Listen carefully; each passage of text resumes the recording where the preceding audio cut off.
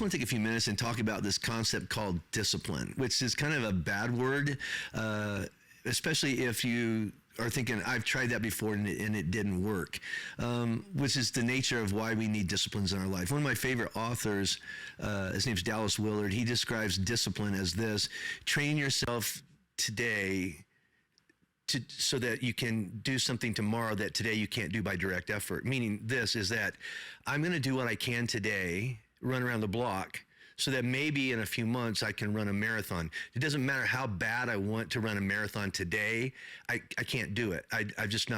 I'm not developed enough for it. I'm not trained enough for it. If I go out there and try, I'll actually probably injure myself.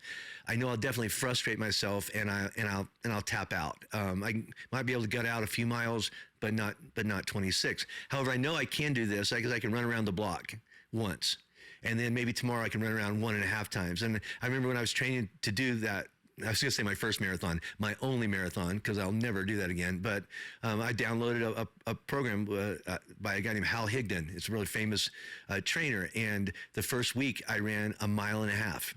And then the second week I tacked another 0.5 mile onto it. And over 13, 14, I think 16 weeks, I trained up to that marathon length. I think it's the same thing when, no matter what you approach in life. Hey, I want to be more disciplined in my spiritual life. And so then you sit down and you say, I'm going to read through the Bible. And it just doesn't work. I think you have to get more intentional about something like that. It's like, I'm going to do a little bit every day. And then as I develop that part of my life, then I'm gonna add on this. I'm gonna pray a little bit every day, and I'm gonna read a little bit every day. And then it's like when we did the 35-day challenge. I'm just gonna do a little bit every day, and then over time, you get new muscle memories. It's the same thing with going to the gym. And I'll get into probably the hard part of this later. But it's if you go to the gym and say, I'm gonna get in shape today, you're not. You know, if you work out at the gym and then look in the mirror on Monday and go, what changed? The answer is nothing. If you look at it on Tuesday, what changed? Nothing. If you look at it on Wednesday, nothing changed. All right. But over time, if you look at the gym, the mirror that first day and go, okay, this is what it is.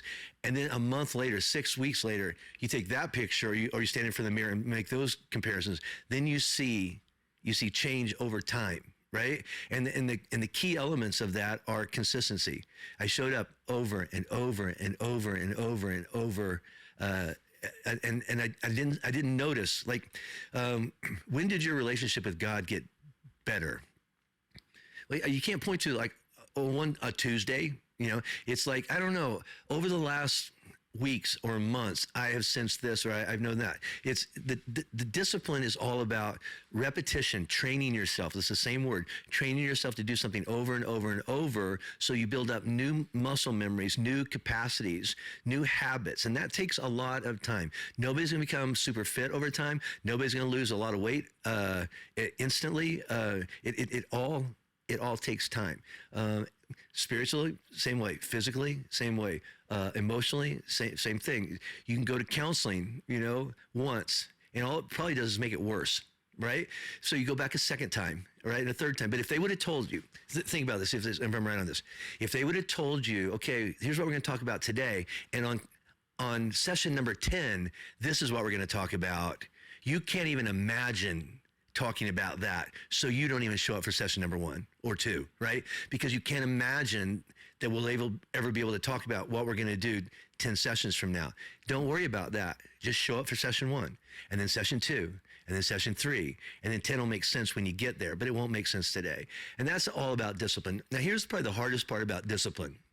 And this is what Andy Frisella in the 75 Hard, the whole thing is about mental toughness. But and I don't agree with him on everything on this, but I do agree with him on this, is we've become a culture of excuses, of giving ourselves a pass, of not doing what we said we were going to do. And we justify it, in a lot of parts of our life. And it's not just like, okay, we'll use the gym because it's the easiest. It's like, okay, I'm gonna work out every day this week.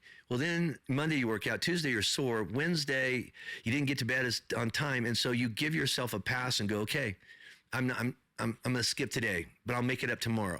And then you go to the gym on Thursday and you have 2 workouts, and then they're like, I can't do that. And about a week into it, you just quit, right?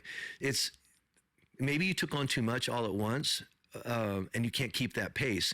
But maybe it's just the biggest spiritual discipline, muscle memory that we need to develop in our lives is I'm going to do what I said I was going to do. Right? I'm going to do that in all areas of my life. I'm going to drink a gallon of water every day. I don't know if it's makes me more healthy or what, but no one told me to do this, but I said I was going to do it. I'm going to stick to my diet for 75 days in a row.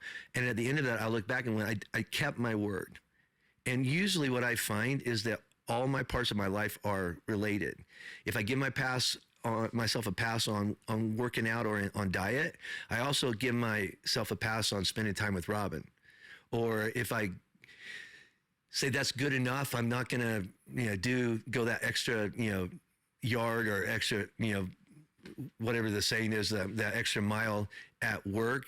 I'll go home and look at things I need to do, and I'm not gonna do them there either. And so and that shows up at the gym, that shows up in all the parts of my life. If I get frustrated and kind of cheat something on this part of my life, I usually cheat something on that part of my life. And I think the key to discipline, I was talking to my friend Vinny today, is like, hey, and I've seen his life change over the last decade. And I'm like, what was one of those, like, I don't know if it's a pivotal moment, but what had to happen for that part of your life to change? And he said, you had to make a decision. You have to make a decision. This is what I want my life to be about. This is what I want my life to this is where I want to go. This is my destination. This is what I want to happen.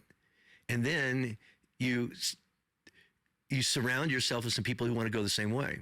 If you're the only guy on a diet, you're going to fail. If you're going to go to the gym by yourself and never get encouragement from anybody else, you're probably not going to do. Nobody can do the work for you.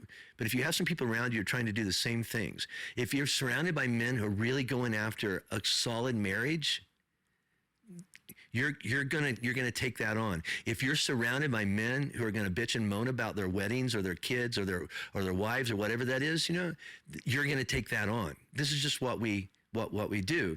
But the same thing is good. If we're around some people going, hey, listen, hey, we all said hands in the middle, we're not gonna drink alcohol in June.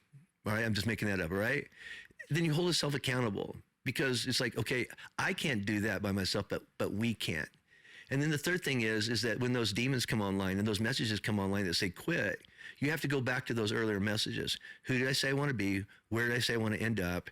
And who do I need to tuck me off this ledge? Because there's part of me wants to tap out. And if you try to knuckle it alone or go in any area of your life, everything from Bible study and prayer, growing in your marriage, sticking to a diet, building up your body, learning to run a marathon, learning to any new activity, it's always better to go, okay, first of all, here's my goal. 2 is I'm going to surround myself with people with the same goal. And 3 is I'm going to have to come back and revisit, okay, when I want to quit, what did I say I was going to go for? And then you go back to that original commitment.